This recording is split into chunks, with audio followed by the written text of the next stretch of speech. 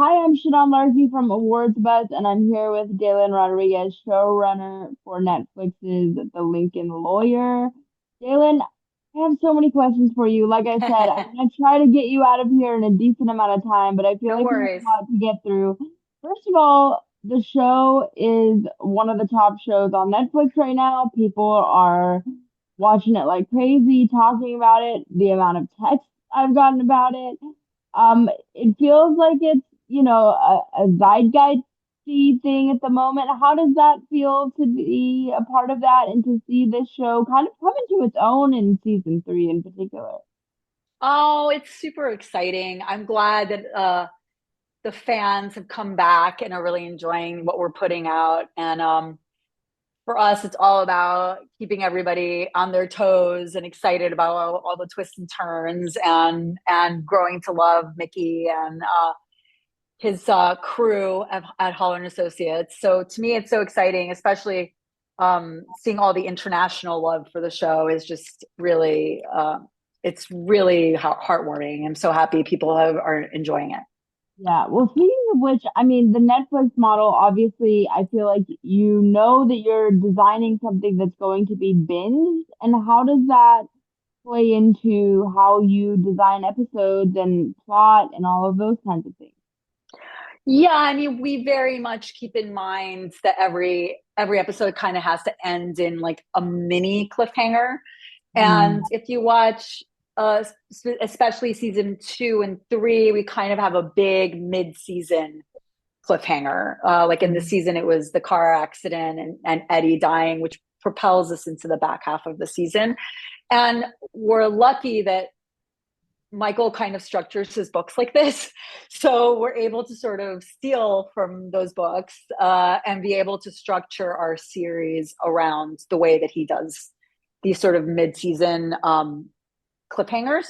But every episode sort of has to propel you to the next episode. So we break every episode with that in mind. And I was so fascinated looking at your career because I feel like everything you've done has really built to this. And I wonder how you feel in terms of like how your prior experiences have prepared you and what it feels like to be, finally in this moment running a show. Yeah, it's so interesting you would say that because I agree with you so wholeheartedly because this show is kind of a combination of everything I've done in my career in some odd way. Like I started in comedy and then I did sort of dramedy, soapy stuff, and then I did procedurals, and this is that. This show is kind of all of those things. Um, and so I feel like everything I learned throughout my career along the way has brought me to this place. And also I worked on crime shows. So Mhm. all of those experiences I felt really helped me come in. And when Ted was looking for a co-showrunner for season 2, I really felt like I could be additive to the show with him and really could help bring something to the table. And it's been a really great creative partnership with him. And I feel like you're right. I feel like everything's gotten me to the place of like all these things that I've learned and the things that I feel like I can bring to the table are all sort of coalescing in the Lincoln Lawyer. Well, and you also wrote three episodes, two episodes last season, three episodes this season. The first episode, the last episode, and the seventh episode. Can you talk to me about sort of being in the writing space and sort of how that came to be and how that then shapes your experience as a showrunner, having, being in the writer's chair? Yeah, I mean, all showrunners are writers. You know, I'm sure you know that. Most showrunners are writers. Um, and I started. I didn't become a showrunner until I took over Queen of the South, so it took me a while. So I've been in the room. I've been in many rooms under a lot of tutelage and under a lot of showrunners to get to this place. And my favorite thing at the end of the day is the breaking of the story and the construction of the story and putting together the pieces and the plot with the writers like a puzzle. I love crossword puzzles. I love puzzles. So I love that aspect of the show a lot. Um, and then when it comes to the page, um, that's always like any writer, the first day you open the page, you're like in hysterics and you want to die. And it never gets easier. Even when you become a showrunner, it's like, I oh have no no. idea what that's like. I have no idea what you're Yeah. referring So you to, know what but I mean? You're like, oh no, can somebody else write this? This is terrible, you know? So, but that's where you get to play with the fun and the dialogue and all that stuff. But to me, they're all of a piece. I never stop being a writer when I am show running, because I'm always quote unquote writing, if that makes any sense. Because when you're producing, you're still writing, or you're trying to figure out what would look best, or what actor would be best for that part, or what, you know what I mean? It's all it's part and parcel of dramatic writing. hmm I have to be honest with you, I've seen a lot of legal shows in my life. There was a big chunk of my life where I wanted to go to law school because Mm. of what I saw on television. Mm-hmm. And I went into the Lincoln Lawyer being like, well, this can't be that different from the rest of them. But to be honest with you, it does feel that way. And I think it's because A, your cast is great, the chemistry is great, but there's like a pulse and energy and I don't know, an excitement or just something, a freneticism that's kind of running to the show to me.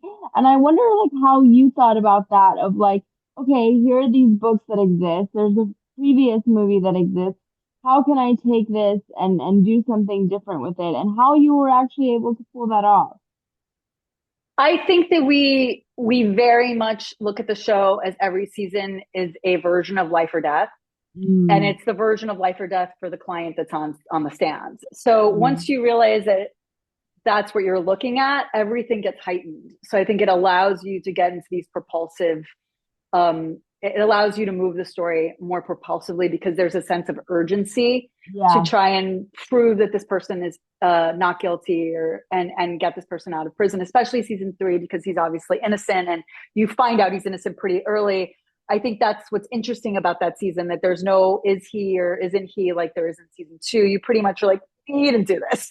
So you pretty much know up front. And that makes the urgency of the show so much more real. I will have to say that I have to give gigantic props to Ted Humphrey, who used to be a lawyer and used to work on The Good Wife. And to him, it's extremely important for the show to feel to be the most authentic that it can be when it comes to the law. So Mm, we try to be as close as we can to real things that happen in a law, in a case, and in a courtroom. And one of our biggest compliments is when we hear from attorneys that they usually don't like law shows, but they see our show and they feel like it's the most realistic law show they've ever seen, because we mm. really try and go into the nuts and bolts and the nitty gritty. And we can get a little wonky about the law on our show. And I think that people find that interesting. We really go there on the show. Obviously there's a series of books that you can sort of pull from. Tell me a little bit about how much you pull, how that influences you, and then potentially for season 4. I mean, are you guys having those discussions yet, and sort of where you want to take the show and all of that? Yeah, for us, it depends on the book. So, for Mm, example, for season 2, we use The Fifth Witness, and The Fifth Witness takes place right after the housing crisis in '08. And because we weren't in '08 anymore, so we sort of had to modernize that story, but we wanted to keep the essence of it. So, hence why we came up with this idea of a big developer and gentrification. It sort of still lived in the world of real estate and how real estate is affecting Los Angeles, but made it more contemporary. Um, so that's an example of how we would take a book. Also, the main character in that book was not exceptionally likable, the client. mm, And we thought it was more interesting to create a soapier version of that, hence the love story and the just make it more of like a Black Widow character. So it's a little bit more interesting and more like, oh my God, did she do it? Did she not do it? It lends to that a little bit more. And Lana Parrilla was so wonderful in that part. And then as we moved into season 3 and The Gods of Guilt, that's possibly, we all think, Ted agrees and all the writers agree that that was a Michael's. We like it the most. We think it's his best book in the series. We didn't have to reinvent that one as much because it wasn't as tied to a specific time or place. So there was a lot of it that we could keep there were some aspects we had to change um, because we aren't doing quite the same show as Michael's books. We're a little bit lighter in places. We also, some of the relationships that he has in those books we've changed, or we've combined a character, like Lorna's combined with Jennifer Aronson, who plays his associate. We've combined those two characters. So like certain things we've had to do just to so that it plays more dramatically on the screen. And those books are so internal. So you have to be able to try and figure out a way to dramatize them because they're very much first person narrative. And as we go into season 4, which we end with Sam Scales in the trunk of Mickey's car, we're hoping that season 4 is going to be the Law of Innocence. And, you know, again, there are certain things that we have to reinvent a little bit. Like, and for example, the end of that book is the beginning of the pandemic. Mm. You know what I mean? And we're not going to do that, you know? So it's like certain things like that. Just this is kind of out of left field, but I'm so curious. Do you watch other legal shows, or do you feel like you need to stay completely away from that in your free time? I mean, I used to watch legal shows. I used to love them when they were really big on ABC. I used to watch Boston Legal and The Practice, Me? and yeah, I Yeah. mean, I used to love. I when I was much younger, I used to watch LA Law. Mm. So I mean, I've always loved those shows. Now, no, I work on a legal show. I do not watch.